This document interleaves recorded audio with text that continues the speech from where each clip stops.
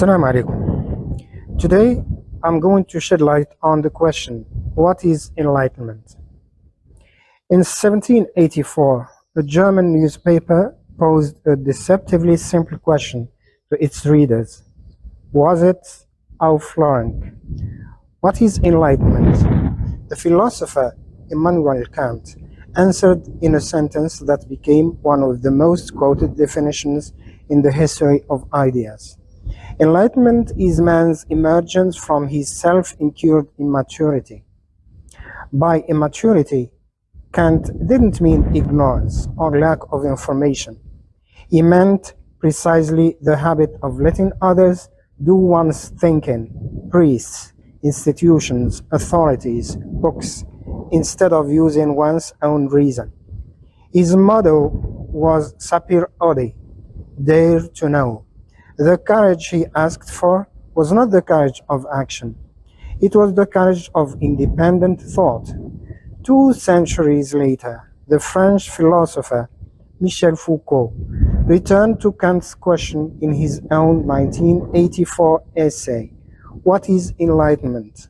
And shifted the frame. For Foucault, enlightenment was not an achievement or a historical period.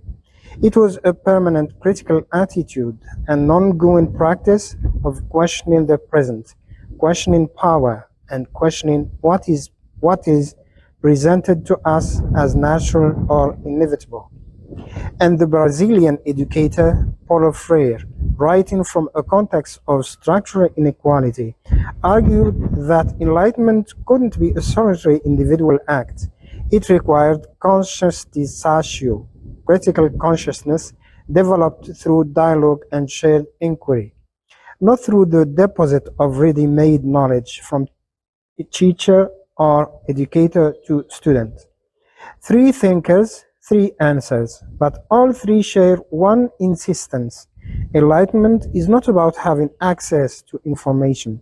It is about what you do with your capacity to think when you encounter it.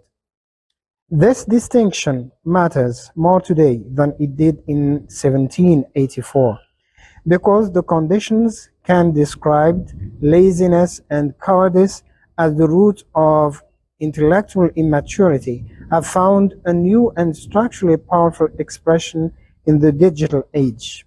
In Morocco, 92% of the population is online and 81% use social media actively, according to data report on 2026. By pure volume of information available, Moroccans today have access to more knowledge than any previous generation.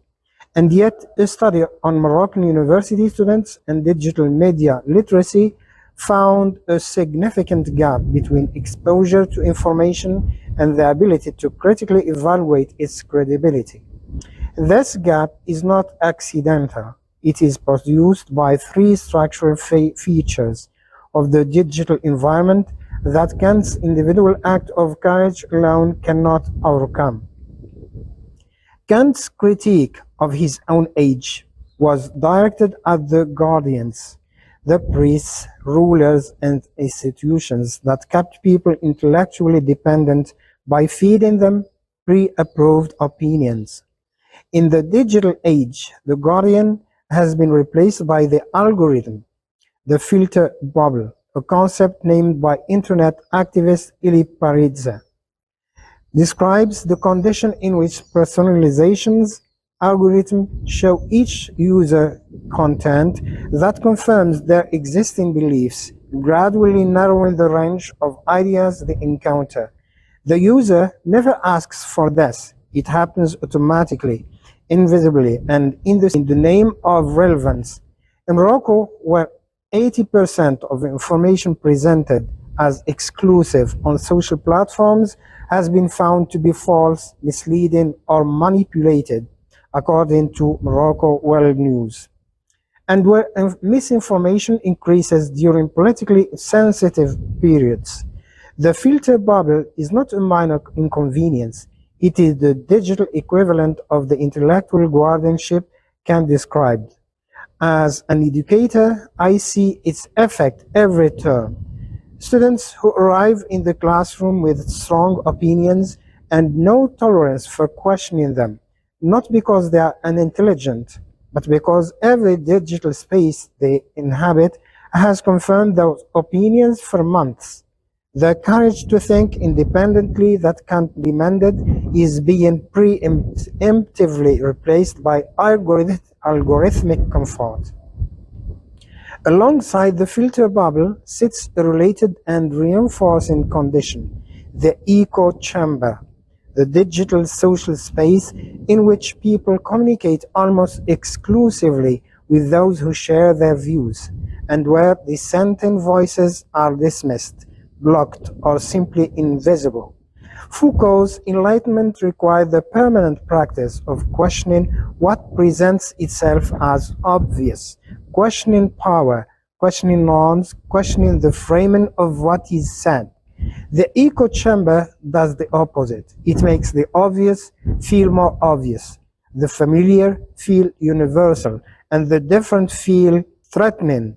In Morocco, TikTok alone reached 16.7 million adults in 2025, growing by 90% in a single year, according to data reporter Digital 2026.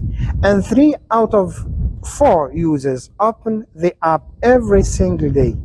The content those users encounter is shaped not by editorial judgment, but by engagement metrics, meaning that content producing the strongest emotional reaction circulates the most widely, regardless of its accuracy or complexity. I have watched this directly in classrooms and family conversations. Young people who have watched the same topic across 50 videos, all presenting the same angle, and who experience genuine confusion, not hostility, confusion.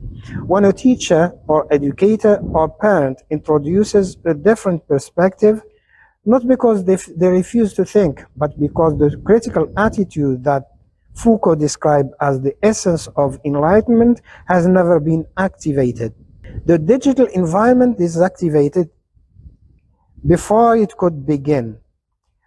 Paulo Freire described what he called banking education, the model in which a teacher or educator deposits knowledge into a passive student who stores it without questioning it, without connecting it to lived experience, and without using it to examine power.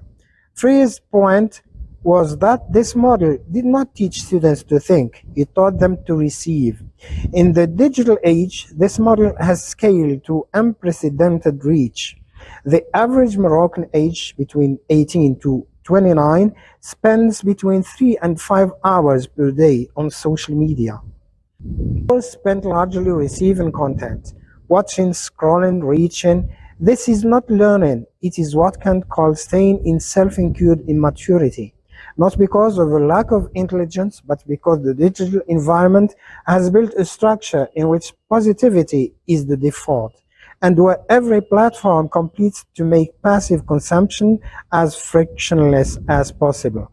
Meanwhile, Morocco's education system still struggles to integrate digital media literacy, the practiced ability to evaluate, question, and produce information critically, into its curriculum at scale. The result is a generation that is technically online, but not yet communicationally sovereign, connected to the world's information, but not yet equipped to integrate it.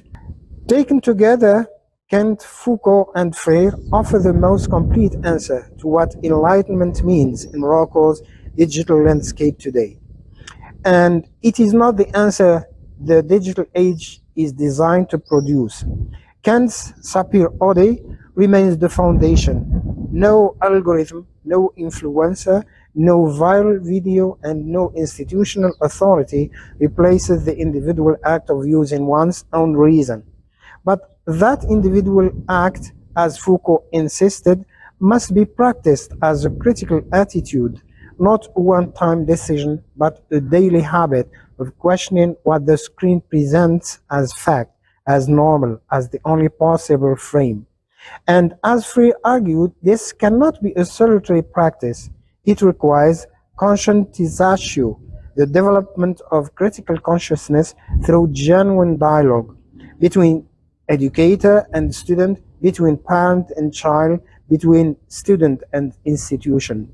As a parent and educator, the most direct conclusion I have reached is this: digital enlightenment in Morocco will not come from more connectivity, more platforms, or more content. It will come from the deliberate, consistent, and courageous act of teaching the next generation not what to think, but how to think, to question the source, to tolerate the discomfort of being wrong, to seek the perspective that the algorithm does not serve them, to do, in short, what Kant asked of his own generation in 1784, to dare to know. The infrastructure of the digital age is not enlightenment. It is the condition in which enlightenment becomes either possible or more unlikely it has never been.